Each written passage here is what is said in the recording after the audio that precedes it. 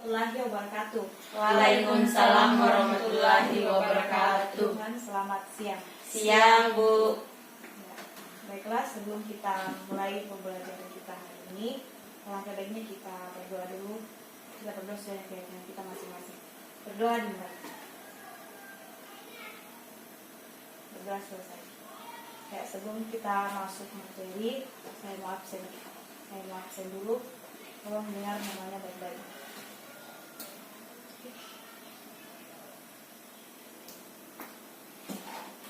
Vien, Hadir, Bu. Elni, Hadir, Bu. Dengarsi, Hadir, Bu. ya. Semuanya hadir semua ya. Bu. Oke, kita langsung aja masuk materi. Jadi hari ini kita akan belajar tentang sistem pernapasan manusia. Sistem pernapasan manusia.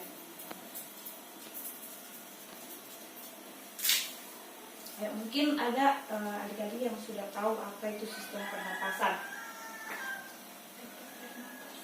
Jadi sistem pernapasan itu biasa juga disebut dengan respirasi. Respirasi. Nah, dapat didefinisikan sebagai proses pengambilan oksigen dan pelepasan karbon dioksida dari dalam tubuh. Nah, ketika manusia bernapas, berarti sedang terjadi proses pengambilan oksigen dan pelepasan karbon dioksida dari dalam tubuh. Nah, perlu adik-adik ketahui bahwa dalam bernapas umumnya manusia membutuhkan kurang lebih 300 liter oksigen dalam sehari. Nah, jika seseorang tersebut sedang mengerjakan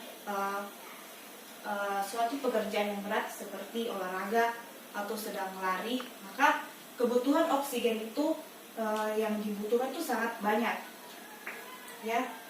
Karena contohnya saya kalau kita ngos-ngosan, pasti kita bernapas tuh beberapa kali, banyak kali. Nah, perlu juga adik-adik ketahui kalau manusia normal, manusia yang mempunyai pernapasan normal itu ditanda dengan bernapas 12-20 kali dalam 1 menit. Begitu ya, sampai sini paham ya? Kemudian kita masuk ke fungsi dari sistem pernapasan. Dulu sebentar ya. Nah, fungsi dari sistem pernapasan manusia ya, tentu saja menghirup dan menghembuskan udara atau oksigen. Nah, fungsi lainnya itu dapat menciptakan suara. Jadi dengan kita bernapas tuh kita juga bisa menciptakan suara. Ya, dan fungsi lainnya itu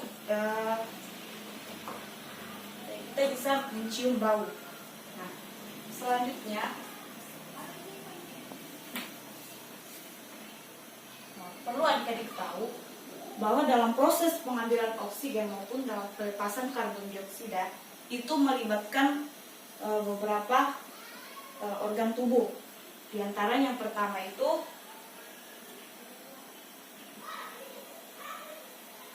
ada yang namanya rongga hidung.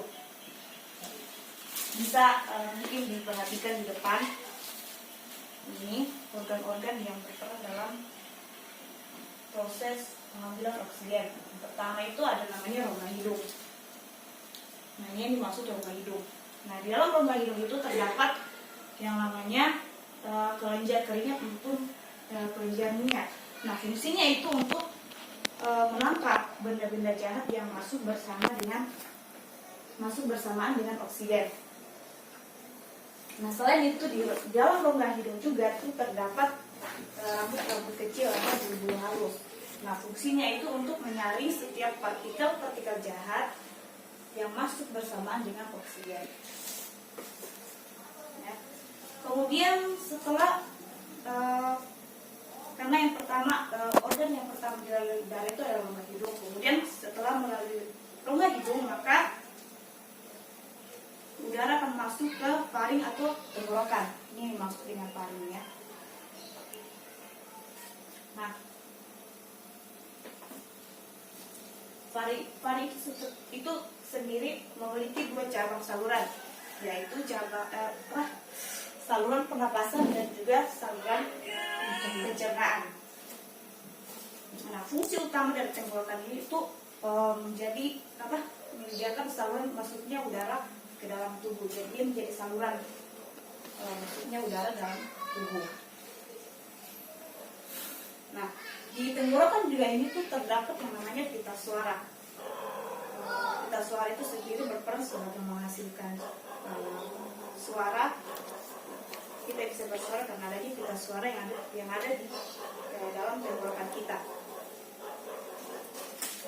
Nah, perlu juga adik-adik ketahui apabila tidak ada udara di dalam tenggorokan itu, maka kita tidak bisa mengeluarkan suara. Ya, coba kalian tahan napas, pasti tidak bisa bersuara karena tidak adanya udara dalam tenggorokan. Paham ya? Ibu. Kemudian selanjutnya ada yang namanya faring.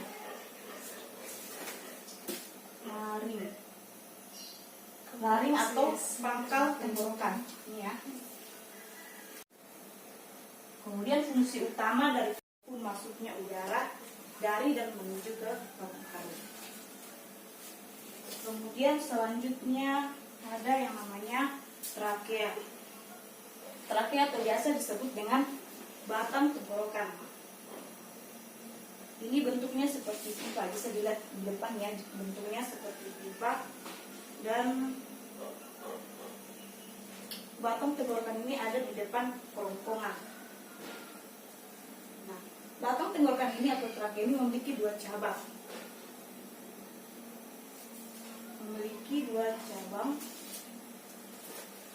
Tunggu sebentar ya.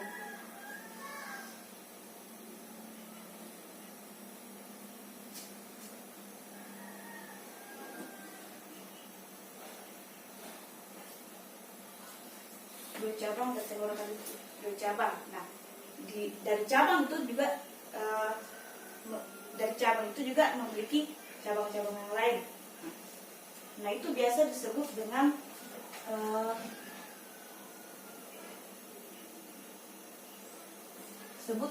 bronkiolus. Ya. Ini trakea batang tenggorokan itu bercabang lagi. Nah, ini bercabang lagi, ada yang namanya bronkiolus. Paham ya? Paham, Bu. Kemudian Jadi itu yang ini, Bu, yang cabang-cabang yang ada dalam paru-paru itu yang disebut dengan bronkiolus, Bu? ya. Oh iya, Bu. Kemudian ada yang namanya bronkus atau cabang batang tenggorokan ini. Ya, ini yang disebut bronkus ini. Cabang batang tenggorokan. Fungsinya itu menyediakan jalan untuk udara yang ingin masuk maupun keluar. Ya, itu. Kemudian ada yang namanya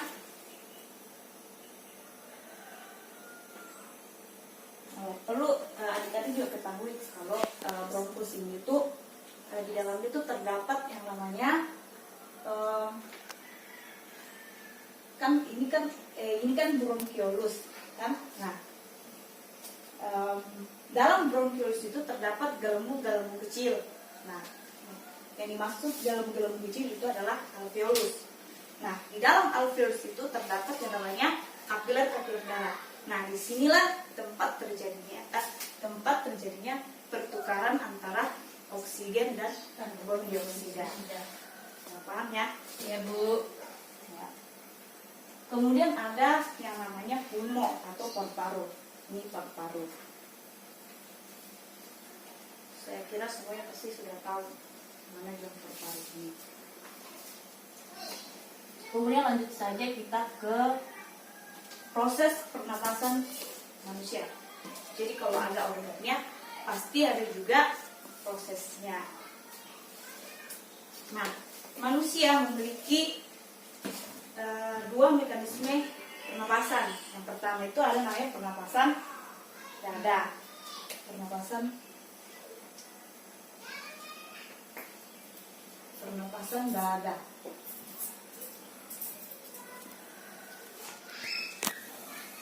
Nah, pernapasan dada ini menggunakan dada.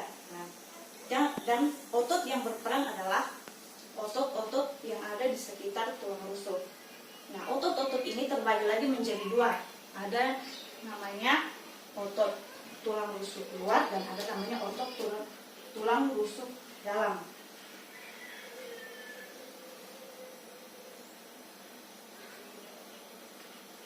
Nah, mungkin ada yang bertanya, bagaimana mekanisme terjadinya pernapasan dada? Terjadinya pernapasan dada itu apabila otot-otot yang ada di sekitar tulang rusuk itu berkontraksi, maka volume di dada itu akan membesar. Ya, coba kita berlatih. Pasti kayak terangkat dada atau nah, itu yang dimaksud volume dada menjadi besar. Nah, hal ini menyebabkan tekanan yang ada di dalam dada itu menjadi sangat kecil, tekanan udaranya. Jadi itu menyebabkan udara yang ada di luar tubuh itu menjadi masuk. Coba pasti masuk toh? Iya, Bu. Nah, proses itu biasa disebut dengan proses inspirasi. Inspirasi. Karena memasukkan udara ke dalam tubuh. Kemudian begitu pun sebaliknya. Apabila tekanan udara yang ada dalam dada itu menjadi sangat besar, maka menyebabkan udara yang dalam tubuh itu menjadi keluar. Ya. Kemudian ada yang namanya pernapasan perut. Sebenarnya ini prosesnya hampir sama, cuman yang membedakan itu yang berperan di dalamnya. Nah, kalau pernapasan dada itu yang berperan ya dada. Kalau pernapasan perut itu yang berperan adalah diafragma. Ya, ini yang dimaksud diafragma.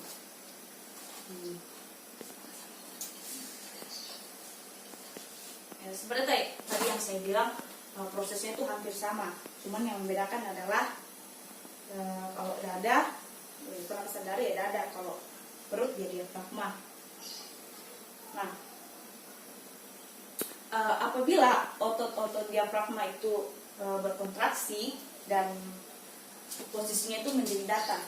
Ini kan diafragma sembungnya. Kalau ototnya berkontraksi, ini akan jadi datar. Nah, itu hal ini menyebabkan rongga dada itu menjadi besar, volumenya menjadi besar, dan tekanan udara yang di dalam itu menjadi sangat kecil sehingga menyebabkan udara masuk.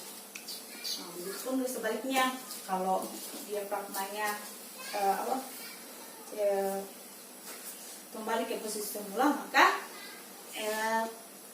udara keluar. Ya, mungkin hanya itu yang mungkin bisa saya jelaskan. Mungkin sepanjang pembelajaran kita mungkin ada yang kurang pahami atau ada yang ingin bertanya, saya persilakan. Saya Bu, bagaimana caranya merawat sistem pernapasan di dalam tubuh manusia? Oh, ya. Terima kasih Bu. Oke, pertanyaannya sangat bagus sekali.